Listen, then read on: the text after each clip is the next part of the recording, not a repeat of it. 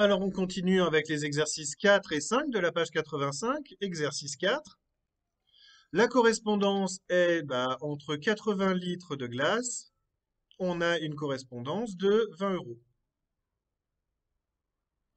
Alors, comment est-ce qu'on va faire pour avancer? Eh bien, avec 140 euros, donc là, je vais chercher combien de fois j'ai 20 euros dans 140 euros. 140 euros, c'est égal à 7 fois 20 euros. Partant de là, il ne me reste plus qu'à associer directement la contenance en litres. 20 euros, c'est 80 litres de glace. Et donc, ça va me faire 7 fois 80 litres de glace, ce qui donne 560 litres au total. Si vous aviez préféré le faire autrement, je rappelle que les tableaux de proportionnalité, même si je m'en sers pas, existent, hein. Vous avez ici le volume en litres et vous avez ici le prix en euros. Ça marche très bien, hein. 80 litres de glace pour un montant de 20 euros. 140 litres de glace, combien d'euros? Un moyen de le faire, c'est de passer par ce qu'on appelle la règle de 3. C'est-à-dire qu'on va multiplier la diagonale et on va diviser par la troisième case. Le nombre x qui est ici, c'est 140 fois 20 divisé par 80, ce qui fait 200, c'est bien ça? Que je ne dise pas de bêtises. Non, c'était 140 euros, pardon, excusez-moi. Hop, hop. Donc le résultat que l'on cherche, c'est x ici dans ce volume de glace. 140 fois 80 divisé par 20. C'est ça la bonne réponse. Pourquoi il faut être attentif, même quand on est prof de maths.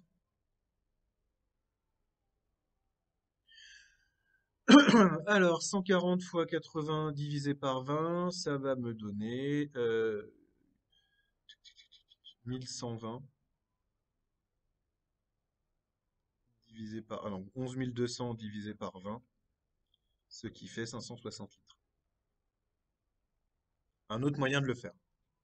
Exercice 5, là je vais faire attention, hein, et, je vais éviter de faire des erreurs de calcul. Toujours page 85. Eh bien, 14 euros correspondent à 10 kg de farine. Alors, on va pouvoir passer directement à l'unité si on veut, mais on va regarder directement aussi s'il n'y a pas des relations.